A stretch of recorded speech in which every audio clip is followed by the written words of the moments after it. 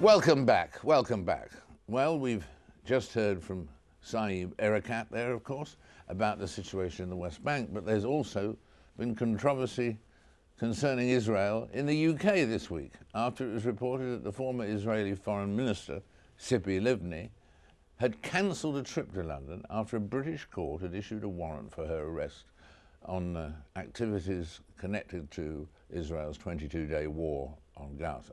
Now, I'm joined now by a great expert on the subject of the Middle East. He's Ian Black of the Guardian. Welcome, Ian. What do you think was the most clearest thing about Saeb Erekat's mood in that rather dynamic performance? Well, I think you hear him expressing the frustration and anger and impatience on the Palestinian side at this impasse in what is still called the peace process. But after all, you know, there hadn't been negotiations between Israelis and Palestinians now for 7 years. So it's understandable, I think, that Erekat, as a key member of the Palestinian team, is giving voice to that sense that this deadlock really has to be broken. Now, of course, the Israelis blame the Palestinians at the moment. They say the Palestinians won't return to the negotiations, and you hear Saeb Erekat talking about all the reasons why the Palestinians are deeply suspicious of what the Israelis are doing, particularly on the question of settlements, of course, which is so central in this conflict. Absolutely central. And the new developments, as we saw this week, have just reinforced that, really. There's another proposal that comes up that the Palestinians may press for their state to be recognized by the UN. And there are even some Americans who say, in that case, they would have to veto it. Now, why would they want to veto it? Well, the American position, I think, is that if you were to say in advance, to recognize in advance this Palestinian state and its borders and East Jerusalem as its capital, as the Palestinians want, and indeed many people support, that would prejudice the outcome of negotiations. The Americans would say this problem has to be resolved by the two sides involved. Of course, the answer to that is, or an answer to that is, that the two sides involved haven't got anywhere. Things are completely stuck. Most of the world knows, more or less, what the outcome of this settlement should be. So the world, the UN Security Council in this case, should say this is what the settlement should look like. The Israelis say this isn't right, this would prejudice the outcome. And there is quite a lot of support for that, I think. It nearly happened the other day in the European Union, but not quite. And the suspicion is, I think, that the Americans said, don't do this, this isn't the right time. The question is whether it'll happen some way down the line in the future. Exactly. And what about that rather mystifying story this week about Tzipi Livni? I mean, most people hearing that as we introduce the conversation will think, how is it that this foreign minister can be, as it were, in danger of being locked up without the government being even consulted? Well, I think there's a couple of different things here that are sort of separate but connected. One is that in recent years we've seen the development of this idea of international law for war crimes, for serious crimes, can be judged under what's called universal jurisdiction. That is, countries have a duty to find and to, if necessary, prosecute people suspected of war crimes if they're not brought to justice in their own country. In the case of Israel, what's happening, I think, is that the Palestinians who feel angry and frustrated, as we've seen, are looking for every way they can to try and highlight the injustices of the situation and to use whatever means they have available. In this case, international law.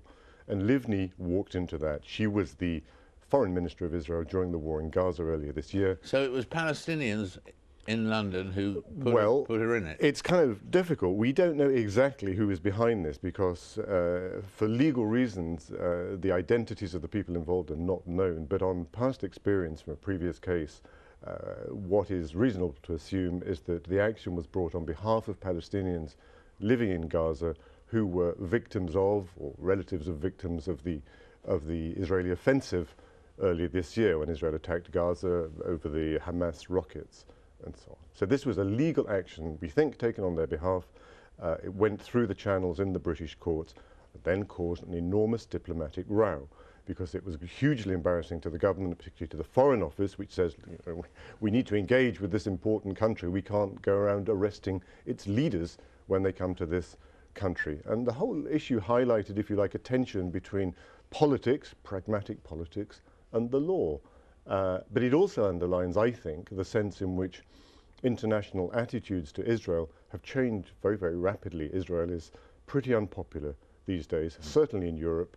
It's not the first episode of when we've seen that being translated into a very uncomfortable reality for the Israelis. And it's part of the shifting parameters, if you like, of the way the world sees the Israeli-Palestinian dispute. Thank you very much, Ian. Much appreciated your being with us. Hope to see you again soon. Thanks. It's been an eventful 2 weeks in Copenhagen, or Copenhagen, whichever you prefer. There have been walkouts, resignations, protests, and plenty of political wrangling as the world tries to reach a global deal on climate change.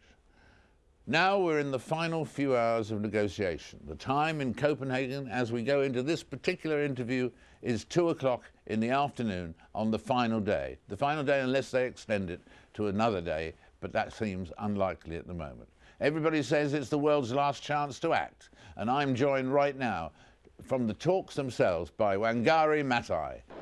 Wangari, it's so good to see you again. We're in the middle of the decision being made there in Copenhagen. What do you feel about the mood at the moment?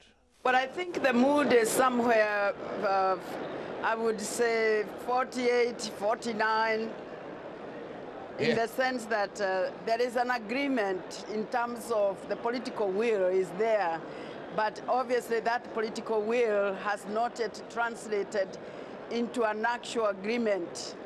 And it is about who is willing to make the next move to come closer together. Do you think that the United States and China, as the two biggest countries, have they performed well? Have they done everything they could to help China and the United States? Both the President of the United States of America and China, they spoke this morning, and it was quite clear that they have taken certain positions that they feel are good for the country, for the planet, but quite obviously they are not on the same line yet. There's a leaked UN report that says that any cuts offered at Copenhagen will still lead to a 3 degrees rise rather than the 2 degrees that everyone has been actually talking about. A 3 degrees rise, they say, would still be catastrophic. Do you feel the same way on that? Well, I have not seen the statement, to tell you the truth. And as you know, many of these calculations are based on science. And I'm quite sure as we move forward, science will continue to monitor and see what will happen. And it will depend very much on what is agreed here. If countries agree to reduce emissions and take the appropriate action, we could easily see the 2 degrees or even the 1.5 that the developing countries are looking forward to. And obviously, if there is an agreement, there will be great excitement. If there is no final agreement today, would that be a disaster or something that can be put right at another Copenhagen next year?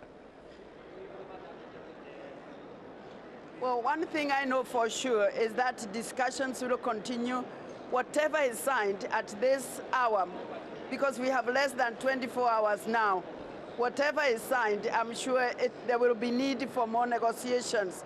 But we are all hoping that we'll come out of here with something substantial that will mean that all these efforts and 20 years of work on climate change will not be for nothing. I don't think that we can hope for a big break if we cannot break now, because it means that countries are taking very strong positions, very unmoving positions, and definitely, especially between the United States and China, those two countries can give us an agreement if they so decided. I just wish, since the two great leaders are here, I wish they could get around the table and agree on something that I'm sure would help to move the rest of the world.